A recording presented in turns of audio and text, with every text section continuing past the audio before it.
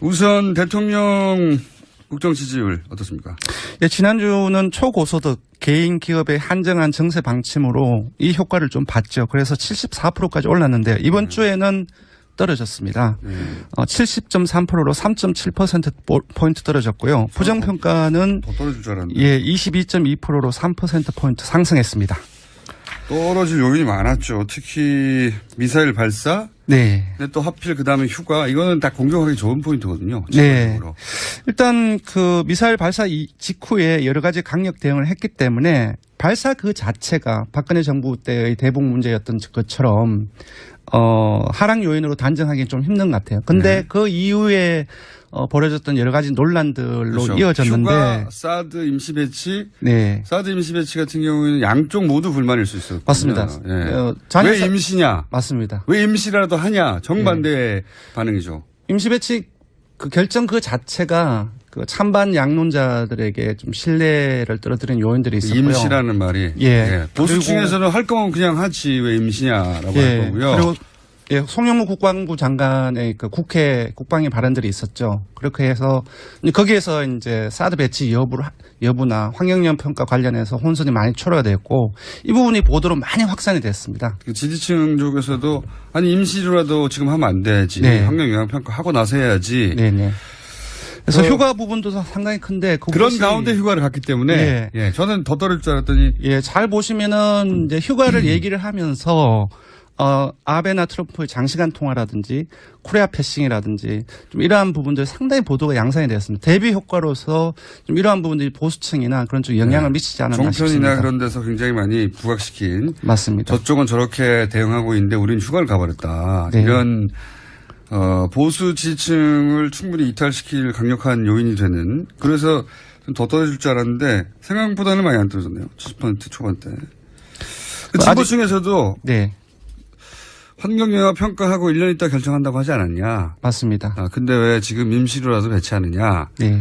양쪽에 다 불만 있을 사실은 내용이었습니다. 네, 맞습니다. 정의당을 비롯한 일부 진보층에서 그러한 좀 신뢰도 하락, 그러한 태도들이 좀 많이 보이긴 했습니다. 보수층에서도 좀 빠지고 진보층에서 조금 빠지고 그런 거죠. 보수층, 중도층에서 주로 많이 빠졌고요. 뭐 TK라든지 이쪽에서 많이 빠졌는데 그럼에도 불구하고 진보층에서도 소폭 이탈하는 양상이 나타났습니다. 그랬을 것 같았습니다. 근데 그런 것 치고는 그렇게 많이 빠지지는 않았지만 어쨌든 3.7%. 아직 주중 잠정 집계이고요. 이틀 더 남았기 때문에 어제 일간 집계에서는 반등세를 보였기 때문에 좀 이 하락폭은 조금 줄어들지 않을까 싶습니다. 어쨌든 저희는 유일하게 주중 발표하는 겁니다. 수요일까지. 네. 그러니까 미사일 국면이 들어서고 나서 3일차가 되는 데까지. 맞습니다. 그때 하락을 했다. 그리고 다시 상승 국면에 있지만 그건 아직 가만히 안 된 겁니다. 이 수치는. 자, 그럼 정당도 변화가 있습니다. 예, 민주당과 바른정당, 정의당이 하락세이고요. 반면 자유한국당과 국민의당이 상승세입니다. 민주당이 50.5%, 한국당이 17.9%, 국민의당이 6.8%입니다. 국민의당이 오른 게 이례적이네요. 보수정당이 국면에서 오른 거는 이해가 가는데. 네.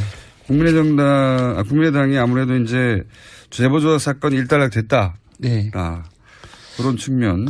그런 것들도 일부 영향이 있었겠지만. 안철수 대표 출마설도 영향을 좀 있겠죠. 안철수 효과가 가장 크지 않나 싶습니다. 이제 여러 가지 이제 이쪽에 그 지지층이 어느 쪽에서 올라온 것을 분석을 해보면 기존에 그 안철수 전 대표를 지지했던 그 계층에서 많이 올랐는데 아무래도 그 주 초부터 어제까지 그 당대표 출마 가능성이 있다는 쪽으로 많이 보도가 됐고요. 할 것 같아요. 예, 비록 이제 당 내부에서 이제 논란이 지금 심화되고는 있지만, 그러한 것들이 이제 안철수 전 대표를 기존에 지지했던, 하지만, 여러 가지 사건 때문에 국민의당을 이탈했던 그러한 어떤 육구자층을 일부 결집시키는 효과가 있지 않았나 싶고요.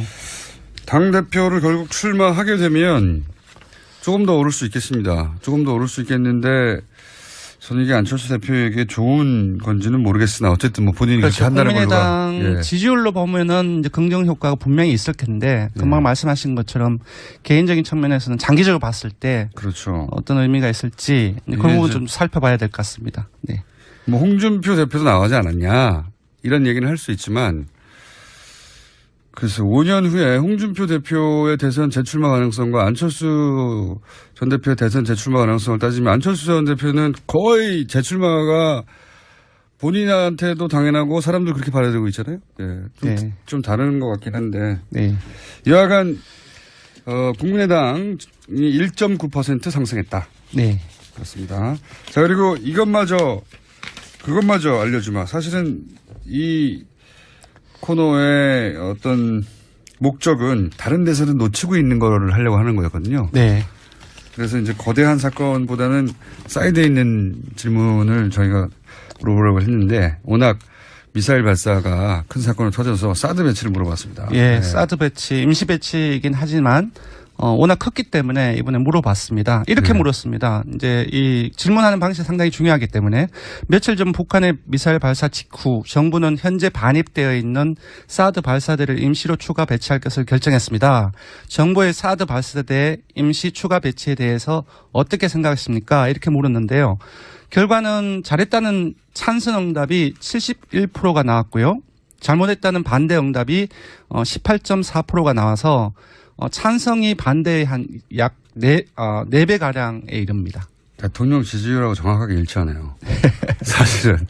그러니까 원래 사드 찬성 비율은 뭐 많아야 6대4 네. 정도였던 걸로 기억하는데 더 높게 나왔거든요. 7대4. 저는 찬성 여론이 이거보다 낮게 나오지 않을까 생각했는데요. 네. 아무래도 지난 6월 셋째 주 한국갤럽 조사만 보더라도 찬성 여론이 그때 53%가 나왔습니다. 그러니까요. 그래서 이거는 이제 양 보수 진보 진영의 좀 갈등적인 요인들이 상당히 크기 때문에 그렇게 많이 높지 않았는데 이번에는 70%를 넘어서 약간 의아하게 좀 분석이 되었는데요. 제 분석은 이렇습니다. 이거는 대통령 그러니까 사드 반대론자에 가까웠으나 혹은 유보론자에 가까웠으나 문재인 대통령이 이렇게 결정했다면 그럼 나는 찬성이라고 문재인 대통령의 지지자들이 좀 돌아선 거죠.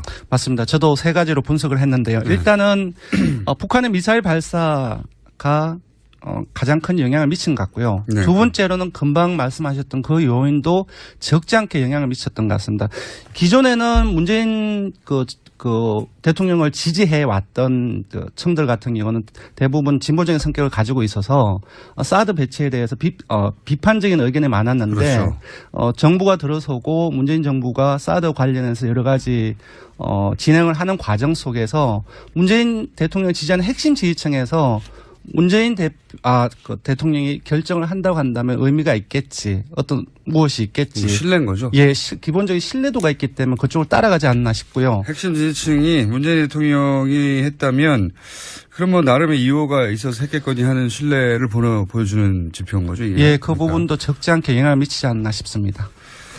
그러니까요. 예, 그러니까 요 나머지 분들 반대한 분들이 그러니까 문재인 대통령의 지지층이라 하더라도 나는 사드는 반대야 하는 분들이 빠져나간 네네. 지지층 하락의 요인이 됐지만 결국은 임시 추가 배치도 잘했다고 하는 응답이 대통령 지지율 정도 되는 거죠. 70% 정도. 예, 상당히 높게 나온 거죠. 굉장히 높게 나왔네. 사드 배치는 항상 50%대 40%대 혹은 50% 말대 40% 초반 이 정도였거든요. 또 하나가 빠졌는데 앞에 이제 질문을 소개해 드렸는데 임시 추가 배치라는 표현을 썼고 임시기 때문에 또 그래서 전반적으로 조금 비판적인 시각을 가진 사람들도 임시 추가 배치 환경영향 평가 있다. 그러한 생각을 하면서 찬성 응답을 하지 않았나. 그런 부분들 일부 있을 것으로 보입니다. 좀 구분해서 보자면 진보층에서의 지지율은 어떻습니까? 예, 이게 조금 상당히 좀 의외로 나타났는데요. 기존에는 그동안에 진보층 30대가 가장 진보적인데 30대 정의당 지지층 그리고 민주당 지지층의 다수도 사드 배치에 대해서 비판적인 태도를 견제해 왔습니다. 그러니까 반대가 높았죠. 예, 근데 요번에는 진보층에서도 66.6%, 30대는 65.5%, 민주당 지지층에서는 71.6%로 찬성 응답이 매우 높았습니다. 임시 배치, 북한의 미사일 발사, 그리고 문재인 대통령의 핵심 지지층이 문재인 대통령의 결정이기 때문에 찬성을 돌아선 면. 예, 그리고 조금 더 봐야 될 것은 정의당 지지층 같은 경우 대부분이 사드 배치를 반대하는 입장을 가지고 그렇죠. 있는데요. 80% 이상. 여론조사에서는 오차범위 내이긴 하지만 찬성 여론이 47.7%, 반대가 38.4%로 이건 처음 있는 찬성 여론이 더 많습니다. 정의당 지지층조차 이 정도면은 네. 아까 말씀드렸던 이제 전반적으로 그 북한의 미사일 발사 이후에 뭐 핵무장이라든지 그런 어떤 사회 전반의 어떤 분위기라든지 네. 두 번째 말씀드렸던 문재인 정부, 문재인 대통령을 강하게 지지하는 핵심 지지층에서 강한 신뢰도를 보이면서 하고 싶은 대로 해가라고 상징되는 네. 그럴 판단을 했다면 그럴 이유가 있겠거니라고 네네. 신뢰해 주는 부분인 거죠. 하지만 이 수치 자체로 문재인 대통령의 지지율과 그 바로 연결시키는 것은 좀 무리가 있어 보입니다. 아까 말씀드렸던 정책적 혼선의 문제라든지 기본적으로 이 논란이 지속되는 과정 속에서 사드 배치를 반대하는 일부가 이탈할 가능성도 최종 있기 때문에. 결정을 할 때에는 이 수치는 전 안 나올 거라고 봅니다. 네. 제 생각에는. 맞습니다. 그건 어쨌든 최종 결정은 뭐 아직 1년이 남았기 때문에 현재 벌어진 상황에 대한 찬반 여론은 이 정도. 맞습니다. 수준. 네, 그런 의미를 가지고 있다고 볼 수 있습니다. 조사 기간 말씀해 주시고 오늘은 마쳐야 될 것 같습니다. 예, 대통령 정당 지지율 조사는 TBS 의뢰로 전국 19세 이상 성인을 대상으로 7월 31일부터 8월 2일까지 3일간 전화 면접 자동응답 혼용 방식으로 실시했고요. 최종 응답자는 1,521명, 응답률은 4.7%, 표본 오차는 95% 신뢰 수준 플러스 마이너스 2.5%포인트입니다. 현안 조사 역시 CBS 의뢰로 실시를 했고요. 어제 하루 동안 실시했습니다. 역시 전화면접 자동응답 혼용 방식으로 실시했고 최종 511명이 응답을 완료했습니다. 응답률은 5.0%, 표본 오차는 플러스 마이너스 4.3%포인트입니다. 다음 주는 좀 귀여운 걸 해주세요. 네.